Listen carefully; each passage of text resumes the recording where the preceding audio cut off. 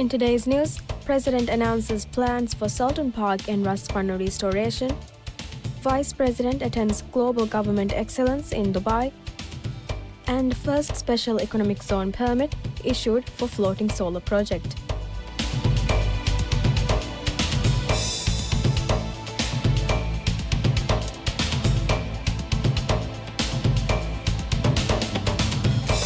Bismillahirrahmanirrahim. Assalamu alaikum. Welcome to News. I am Umna Ismail, your host for today.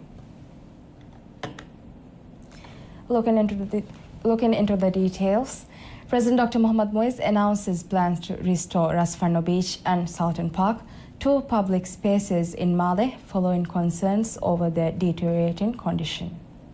In a statement on X, the president acknowledged that both locations have suffered significant damage and emphasized the government's commitment to revitalizing them.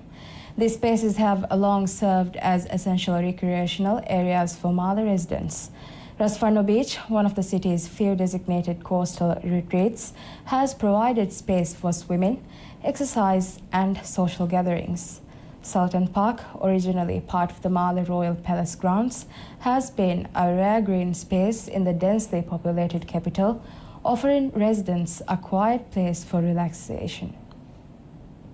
However, both locations have experienced environmental degradation, lack of maintenance, and structural decline, raising public concerns over the future. Ras Fano Beach was officially developed in 2016 as part of an urban beautification and recreational initiative. The artificial beach was designed to provide safe access to the sea within Male, an island with limited open spaces. Over time, issues such as coastal erosion, pollution, and inadequate maintenance have contributed to its declining state. Sultan Park, on the other hand, underwent a major redevelopment in 2017, transforming it into a modern landscape park with interactive features, water fountains, and improved walkways. Despite these enhancements, concerns over maintenance and accessibility have persisted, with reports of neglected infrastructure and restricted public use. In response to these growing concerns, President Dr. Moise has assured the public that government will take special measures to restore beauty and functionality of these spaces. While specific details of restoration projects are yet to be disclosed, the initiative is expected to focus on improving infrastructure, ensuring proper maintenance, and enhancing visitor experience. Given the role these locations play in the daily lives of Male residents, the restoration will be a crucial step towards preserving public recreational spaces. Well-maintained urban areas contribute significantly to the quality of life in densely populated cities. In Male, where open spaces are limited, accessible recreational areas provide essential opportunities for relaxation, physical activity, and social interaction. The government's commitment to restoring Ras Fano Beach and Sultan Park reflects an effort to enhance urban infrastructure and ensure that these spaces remain valuable community assets. Vice President Al-Ustaz Hussain Mohammad Latif attends the Global Government Excellence Award plenary session at the World Government Summit in Dubai, a high-profile event bringing together global leaders to discuss governance, policy reforms, and innovation. A highlight of the summit was the Best Minister in the World Award, which recognizes outstanding leadership in the public sector. The prestigious accolade was presented by His Highness Sheikh Mohammed bin Rashid Al Maktoum, Vice President, Prime Minister, and Minister for Defense of the United Arab Emirates and ruler of Dubai. The award celebrates government ministers who drive impactful reforms, demonstrate excellence in governance, and inspire future leaders. During the session, His Excellency Muhammad Yunus, Chief Advisor to the Government of the People's Republic of Bangladesh, addressed the audience. He spoke on pressing global political challenges, the urgent need to revitalize Bangladesh's economy, and the strategic adjustments required for economic recovery under the country's new administration. Education also took center stage at the event with the Global Teacher Prize 2025, an initiative launched in 2015 to honor the invaluable contributions of educators worldwide. The award was presented by His Highness Sheikh Hamdan bin Mohammed bin Rashid Al Maktoum, Crown Prince of Dubai, Deputy Prime Minister and Minister for Defense of UAE, further reinforcing the global commitment to recognizing excellence in education. The Maldivian government issues its Special Economic Zone SEZ permit under the SEZ Act, marking a major step forward in the nation's renewable energy transition. Granted through the Board of Investments BOI under the Ministry of Economic Development and Trade, the permit paves the way for Project Solar City, a pioneering large-scale floating solar photovoltaic PV initiative.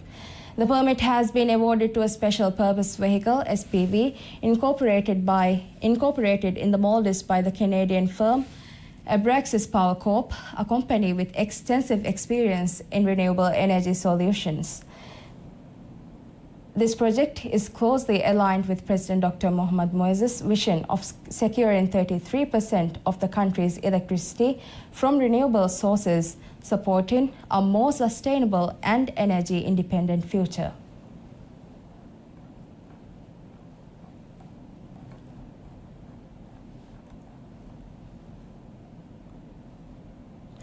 The Ministry of Social and Family Development releases a report revealing concerning patterns of social challenges in the Maldivian community, with 2,854 cases requiring intervention throughout 2024. In the realm of child protection, the ministry documented concerns trending across both halves of 2024. Sexual abuse cases increased from 119 to 136, totaling 255 cases for the year. Negligence cases rose from 111 to 139, reaching 250 cases, while physical abuse cases decreased slightly from 120 to 118. This marginal decline was overshadowed by persistently high rates of other forms of abuse extending into the broader domestic sphere. The data revealed additional concerning categories, including exploitation, child abandonment, and commercial exploitation or child labor. Child pornography and cyber grooming emerged as specific concerns in the tracking, indicating the evolving nature of child protection challenges. The gender distribution showed an increase from 311 female and 278 male victims in the first half to 345 female and 288 male victims in the second half, bringing the yearly total to 656 females and 566 male victims. Within households, domestic violence continues to cast a long shadow over our community. Physical abuse cases increased slightly from 103 to 111, accumulating to 214 cases throughout the year. A stark gender disparity level emerged. Female victims outnumbered male victims by 215 to 30 in the first half, rising to 221 versus 45 in the second half, resulting in a yearly total of 436 female and 75 male victims. The spectrum of domestic violence included several other documented categories: emotional and verbal abuse, sexual harassment, controlling behavior, and intimidation. This is further evidenced by stable rates of economic and financing abuse, remaining at 82 to 85 cases, totaling 167 instances throughout the year and showing the complex nature of domestic control and coercion. The data also reveals evolving family dynamics throughout the year. While parenting issues decreased from 61 to 55 cases, amounting to 116 cases annually, child access disputes rose from 64 to 82, reaching a concerning total of 146 cases. The ministry's data shows a clear pattern in family-related cases, with custody or access issue affecting 36 families in the first half and 37 in the second half, totaling 73 families throughout the year. The marked increase in maintenance cases from 5 to 19, resulting in 24 annual cases, reflects the growing financial pressures, highlighting complex family situations that require delicate handling and sustained support. Beyond familial issues, perhaps the most concerning is the marked increase in mental health challenges. Self-harm and suicidal behavior cases rose dramatically from 82 to 129 in the second half of 2024. The year concluded with a total of 211 cases, comprising 157 female and 54 male victims, signaling a growing crisis that demands immediate attention. The persistent gender disparity in these statistics suggests targeted intervention strategies may be necessary. Mental health concerns are particularly evident in youth behavioral issues, with cases spread across both halves of the year. The ministry's documentation of school refusal and other behavioral challenges indicates deeper underlying issues that affect educational engagement and social development.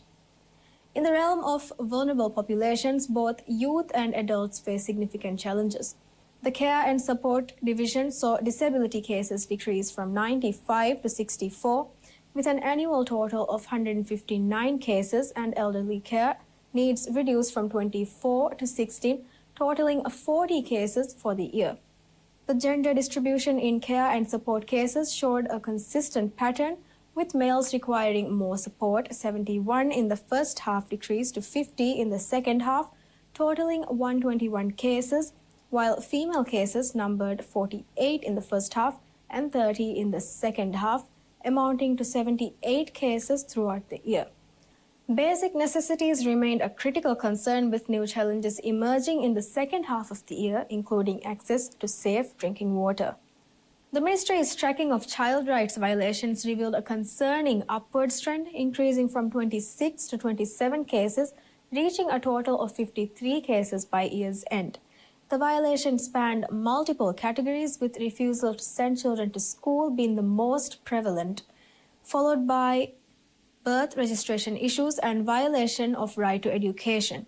The latter half of 2024 saw new categories emerge, including forced child marriage and healthcare access violations, indicating either improved reporting mechanisms or emerging challenges facing youth community members.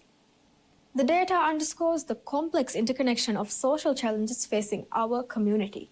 Many cases span multiple categories, requiring comprehensive intervention approaches.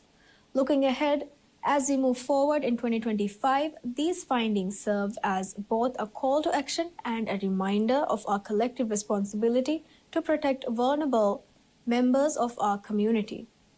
Ultimately, the true measure of these statistics lies not in their numerical significance, but in their representation of individuals and families in need of support, protection, and advocacy.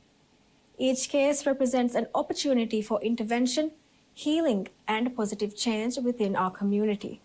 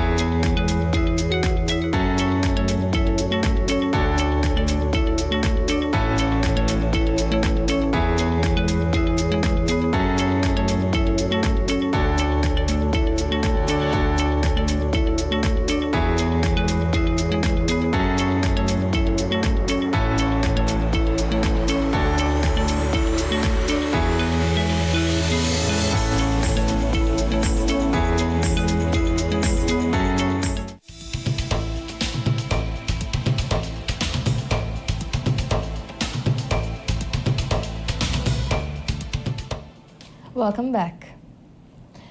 According to the Minister of Social and Family Development, Ashit Shiham, 67 children have already been placed with families, and the process of placing more children is ongoing. Additionally, 35 new applications have been submitted by individuals seeking to foster children currently in shelter homes. Speaking at a press conference at the President's office, the minister spoke of the government's commitment to ensuring that every child in state care is placed within a family environment. This initiative aligns with a pledge made by President Dr. Mohamed Muiz.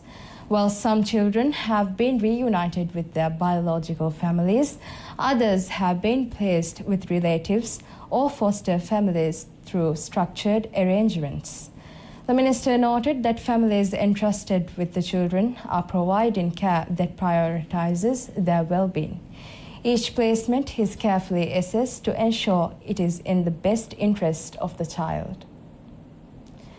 Tourist arrivals in the Maldives reached 303,447 so far this year, marking an 8.7% increase compared to the same period in 2024. The Maldives welcomed 2 million tourists in 2024 and has set an ambitious target of 2.3 million visitors for 2025, with efforts already underway to boost arrivals throughout the year. As of February 11, 88,584 tourists have arrived in the Maldives, with a daily average of 8,053 visitors. The highest single-day arrival was recorded on February 1, with 9,495 tourists entering the country.